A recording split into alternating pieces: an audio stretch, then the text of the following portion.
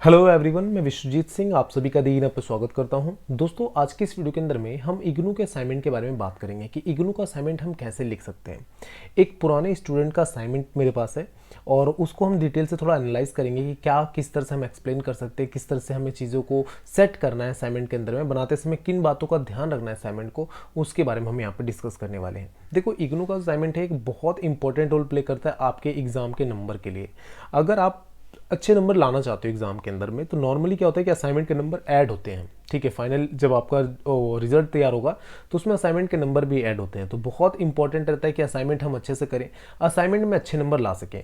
देखो, एग्जाम को देते हो, जब आप एग्जाम देते हो तो उसमें 70-80 नंबर लाना बहुत डिफिकल्ट हो जाता है। 70-80% स्कोर करना एक पर्टिकुलर एग्जाम के अंदर में बहुत ज़्यादा डिफिकल्ट हो जाता है जब आप मास्टर की बात करते हो।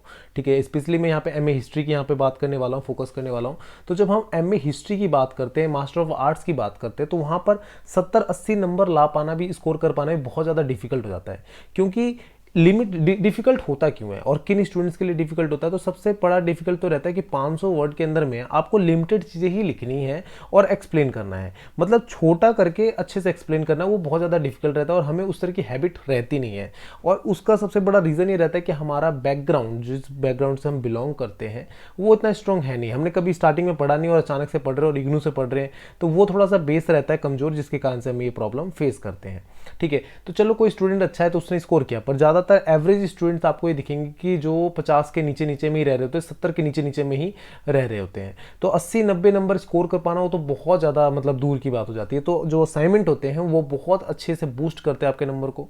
ठीक है, कुछ नंबर आपके असाइनमेंट में आ गए, कुछ यहाँ पर आ गए, तो दोनों को मिलाकर अच्छा खासा परसेंटेज आपका बन जाता है। ठीक है, तो यहाँ पे मैं बात करूँ तो असाइनमेंट को हमें लिखना कैसे है। तो देखो, ये असाइनमेंट का फ्रंट पेज है, आपको डायरेक्टली गूगल पे से कहीं भी आपको डाउनलोड कर लेना है assignment, IGNOU assignment front page करके। इस तरह का फ्रंट पेज आता है जिसके अंदर में आपकी डिटेल लिखी रहती है कि आपका एनरोलमेंट नंबर क्या है, नेम क्या है, एड्रेस क्या है, प्रोग्राम टाइटल क्या है, कोर्स टाइटल क्या है, ये सारी चीज़ें यहाँ पे डिटेल लिखी रहती है। इस डिटेल के साथ ही आपका असाइनमेंट जब चेक किया जाता है तो वहाँ पे पता चलता है कि हाँ, इस स्टूडेंट का ये असाइनमेंट है। ठीक है, जहाँ पे मेनली आपको अपना फ़ोन नंबर और ईमेल एड्रेस तक सारा कुछ लिखना होता है पूरे अच्छे तरीके से। ठीक है, आपका स्टडी सेंटर क्या है, रीजनल सेंटर क्या है, सारा कुछ यहाँ पे बताना होता है। साथ में जो सेकंड पेज होता है हमारा, वहाँ पे आपको आई कार्ड अपना लगाना होता है। जो इग्नू का आई कार्ड है आपका, वो यहाँ पे मेंशन करना होता है, जिसमें आपकी प्रॉपर डिटेल दी होती है कि आप कहाँ से बिलोंग करते हो, क्या कोर्स है, सब चीज़ यहाँ पे बताई रहती है। उसके बाद आपका आता है क्वेश्चन पेपर। जो भी आप सब्जेक्ट है, जैसे मान लो ये एमए हिस्ट्री MHI 03 का असाइनमेंट है, तो जिस असाइनमेंट को आप बना रहे हो उस असाइनमेंट का क्वेश्चन पेपर आपको 3rd नंबर पे प्लेस करना होता है। तो 3rd नंबर पे हमारा क्या हो जाएगा कि असाइनमेंट का क्वेश्चन पेपर यहाँ पर आ जाता है 3rd नंबर पे। तो असाइनमेंट का एक क्वेश्चन पेपर है कि कौन कौन से क्वेश्चन किस तरीके से रखे गए हैं, क्या है, किस तरह से सॉल्व किए गए, तो ये पूरा क्वेश्चन पेपर आपका आ जाता है। अब इस क्वेश्चन पेपर के बारे में भी थोड़ा सा मैं डिस्कस करूँ कि क्या क्वेश्चन रहता है। तो हर एक क्वेश्चन की वैल्यू जो होती है 20 नंबर की होती है। एक क्वेश्चन सॉल्व करोगे आपको 20 नंबर मिलेगा। अब 20 नंबर ऐसे नहीं होता कि सॉल्व किया आपको मिल गया, उसके अंदर में भी कुछ लिमिटेशन होती है। लिमिटेशन ये रहती है कि आपको हर एक क्वेश्चन को 500 वर्ड के अंदर में ही सॉल्व करना है। ठीक है, वर्ड लिमिट का ध्यान रखना होता है। और जो असाइनमेंट को आप अगर अच्छे से लिख रहे हो, आपने खुद वर्क किया, अच्छे से आपने स्टडी करके लिख रहे हो, तो इसका एक प्लस पॉइंट ये रहता है कि आपके एग्जाम के लिए भी बहुत ज़्यादा हेल्पफुल रहता है। रीज़न ये रहता है हेल्पफुल रहने का कि एग्जाम में भी वर्ड लिमिट आता है। और कई बार होता है कि हम किसी टॉपिक को बहुत बड़े पढ़ लेते हैं, बहुत बड़े लेवल पे पढ़ लेते हैं कि बहुत ज़्यादा कुछ याद हो गया, हमें बहुत ज़्यादा पता चल गया। ठीक है, कि हम 10-12 हज़ार वर्ड में लिख सकते हैं, पर हमें 10-12 हज़ार वर्ड की जरूरत नहीं होती है, हमें 500 वर्ड की जरूरत होती है। और उसमें कैसे एक्सप्लेन करें वो बहुत ज़्यादा डिफिकल्ट होता है। और 500 वर्ड अभी देखने में छोटा लग रहा है, बट आप जब लिखने के लिए बैठोगे तो बहुत बड़ा हो जाता है। ठीक है, तो ये आप सोच सकते हो कि एक असाइनमेंट है और इस असाइनमेंट के अंदर में टोटल 24 से 25 पेज इस स्टूडेंट ने भरे हैं। ठीक है, तो क्या भरा होगा, किस तरह से किया होगा, वो बहुत बड़ी बात हो जाती है। ठीक है, तो एक असाइनमेंट के अंदर में 24-25 पेज है, तो उसके बारे में हम यहाँ पे थोड़ा सा बात करते हैं। देखो, अब यहाँ पे हमने बोला कि 500 वर्ड के अंदर में लिखना है, तो 500 वर्ड में लिखेगा क्या, वो किस तरीके से लिखेगा। तो यहाँ पे जब वो क्वेश्चन को एक्सप्लेन करता है, तो क्वेश्चन को एक्सप्लेन करते समय वो इस बात का ध्यान रखना होता है कि जो पूछा गया है ना, पॉइंट टू पॉइंट आंसर करे, एक्स्ट्रा चीज़ें ना बताए, उसमें फालतू की चीज़ें, वहाँ पे कहानियाँ ना गढ़े। जो पॉइंट पूछा गया है, जो चीज़ें बात हो रही है, जिसके बारे में बात की जा रही है, उसी के बारे में वहाँ पे एक्सप्लेन करे, ये सबसे मेन चीज़ रहता है। अब देखो, सबसे तीसरे पेज पे जब यहाँ पे वो अपना क्वेश्चन पेपर लगा देता है, तो चौथे पेज पे आता है कि आप क्वेश्चन वहाँ से स्टार्ट करो। तो वहाँ पे सबसे पहले अपने क्वेश्चन पेपर का डिटेल डालता है, जो आपकी बुक है उसका डिटेल डालता है, जहाँ पे MHI 03 आ गया और अपने बुक का नाम आ गया। बुक का नाम आ गया और साथ में यहाँ पे क्वेश्चन जो आप कर रहे हो, जो भी क्वेश्चन सॉल्व कर रहे हो, जैसे 1 से लेकर 10 क्वेश्चन है, 5 क्वेश्चन को सॉल्व करने होते हैं, तो जो भी आपका क्वेश्चन है वो आपने डाला कि क्वेश्चन नंबर 1, इसके अंदर में वहाँ पे प्रॉपर अपना क्वेश्चन लिखा और उसके बाद आपने अपना आंसर लिखना शुरुआत किया। पेज नंबर लिखना जरूर है, ठीक है, आपको जरूर याद से एकदम पेज नंबर लिखना है। पेज नंबर के नीचे में ही आप सिग्नेचर कर सकते हो अपने, वो कंपलसरी रहता है, सिग्नेचर और पेज नंबर कंपलसरी रहता है। कई बार क्या होता है पेज आगे पीछे हो जाते हैं, तो पेज नंबर के थ्रू जो टीचर होता है वो चेक कर पाता है कि हाँ किधर कौन सा पेज है और उसके बेसिस पे ही नंबर देता है, ठीक है। तो इस तरीके से आपको लिखना होता है। अब देखो यहाँ पे कुछ क्वेश्चंस जो MHI 03 के हैं वो किया गया है, जिसमें यहाँ पे बता रखा है कार्य कारण संबंध क्या होता है, कारण कार्य संबंध क्या है, किस तरह से वर्क करता है। तो इसके अंदर में नॉर्मली आप अगर देखोगे, पैटर्न देखोगे, तो ये चीज़ें मेन फोकस की गई है कि जो क्वेश्चन पूछा गया है सबसे पहले हमें उसी को एक्सप्लेन करना है। फालतू चीज़ें तो बाद में भी एक्सप्लेन कर लिया जाएगा, ठीक है, फालतू चीज़ों के नंबर नहीं मिलते।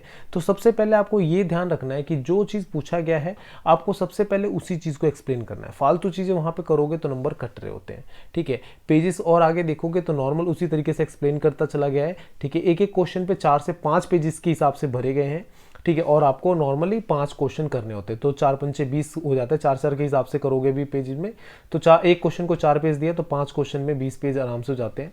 तो यहाँ पे 24 पेज है, तो सोचो किसी को 5 क्वेश्चन पेज दिया होगा, किसी को 6 पेज दिया होगा, तो उसके हिसाब से यहाँ पे किया गया है, ठीक है। तो अच्छा खासा मतलब एक लग जाता है कि आप जब असाइनमेंट कर रहे हो तो टाइम तो लगता ही है, पर 8 से 9 दिन बचे हुए अगर आप अच्छे से कर रहे हो तो उसके अंदर में भी बहुत ज़्यादा प्लस पॉइंट रहता है कि आप अच्छे नंबर गेन कर सको।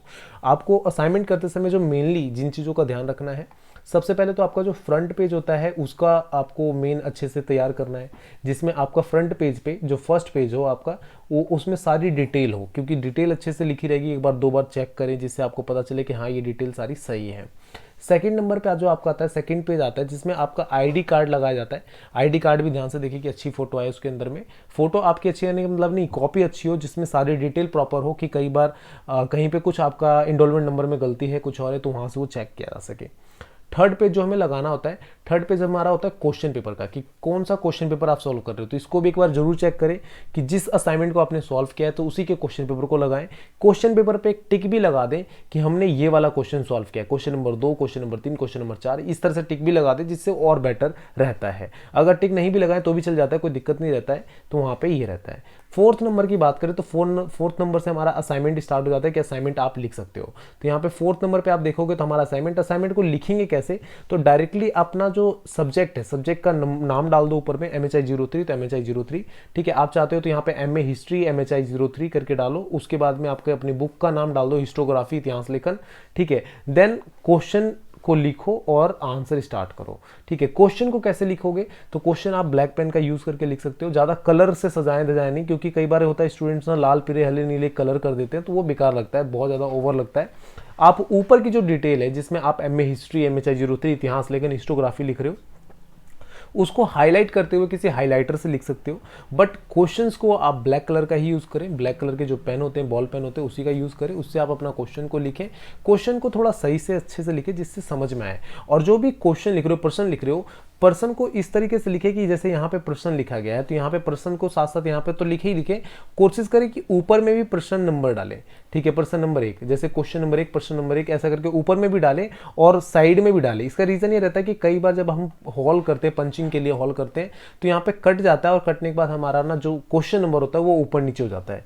तो जो भी प्रश्न लिख रहे हैं यहाँ पे भी डालें, और जैसे आंसर लिखते समय यहाँ पे इन्होंने नहीं डाला तो यहाँ पर भी डाले कि आंसर नंबर आपका 1 यहाँ पर है। तो इस तरीके से ये थोड़ा सा एक तो स्पेस भी लेगा आपका, जिससे खुल के लिखा जाएगा और समझने में आसानी रहेगा। और दूसरी चीज ये रहता है कि अगर कभी भी हॉल कर रहे, जैसे यहाँ पे हॉल किया गया, यहाँ पे पंचिंग के लिए, यहाँ पे स्टेप करने के लिए, जब बांधने के लिए, तो कई बार क्वेश्चन नंबर जो होता है कट जाता है, तो ऊपर में अगर लिखते हो तो वो आपका प्लस पॉइंट रहता है जहां से दिख पाता है, ठीक है। तो इस तरीके से आप लिख सकते हैं। अब देखो एक क्वेश्चन यहाँ पे और रहता है बच्चों के मन में कि सर मैंने असाइनमेंट लिख रहा हूँ, मैं ठीक है असाइनमेंट में कर रहा हूँ, तो मुझे करना क्या है, मुझे क्या पैरा में लिखना है सारा असाइनमेंट या पॉइंट्स में लिखने, क्या करने हैं। तो सबसे पहले आपको क्वेश्चन को समझना है कि क्वेश्चन ने क्या पूछा है, क्वेश्चन के अंदर में क्या पूछा जा रहा है, ठीक है। क्वेश्चन को किस तरह से एक्सप्लेन कर सकते हो आपको वो देखना है, और उसके हिसाब से आपको अपना क्वेश्चन एक्सप्लेन करते चले जाना है। नॉर्मली जो एमए हिस्ट्री का पैटर्न ये रहता है कि सबसे पहले तो हमें ये फाइंड आउट करना होता है कि क्वेश्चन ने पूछा क्या है, उसको हमें एक्सप्लेन करो, सबसे पहले डेफिनेशन दो उसकी, और पैरा पॉइंट्स में ही आंसर बनते हैं। ठीक है, ज़्यादा पॉइंट्स नहीं बनाए जाते, पर पैरा पॉइंट्स के अंदर में हम धीरे धीरे एक्सप्लेन करते हुए अच्छे खासा लिख देते हैं। तो पैरा पॉइंट्स के अंदर में आपको आंसर अपना लिखना है और इसी की आपको तैयारी करनी है। ठीक है, और जो असाइनमेंट है, असाइनमेंट कई बार स्टूडेंट्स बाहर से खरीद लेते हैं और भी अलग अलग सोर्सेज होते हैं, वहाँ से लेते हैं। तो कोशिश करना है आपको खुद असाइनमेंट बनाना है। ठीक है, और उससे बेनिफिट ये रहेगा, आपका प्लस पॉइंट ये रहेगा, असाइनमेंट अगर आप खुद बनाते हो तो आपका एग्जाम की भी तैयारी होगी और काफ़ी हद तक क्वेश्चंस कई बार रिपीट भी कर दिए जाते हैं, एक दो क्वेश्चन उठ के आ जाते हैं असाइनमेंट वाले ही आपके एग्जाम के अंदर में भी। ठीक है, तो अगर कोई और भी डाउट है असाइनमेंट से रिलेटेड जो आपको समझ में ना आया हो तो आप कमेंट करके पूछ सकते हो, मैं वहाँ पे आपको रिप्लाई दे दूंगा। ठीक है, डायरेक्टली हमारे सोशल मीडिया प्लेटफॉर्म पे भी मुझसे कॉन्टैक्ट करके पूछ सकते हो जो भी डाउट्स हैं असाइनमेंट से रिलेटेड। तो फ्रेंड्स, यहाँ पे मैं अपना वीडियो एंड करूँगा। Thank you so much for watching me, thank you so much for listening me, bye, take care, all the best.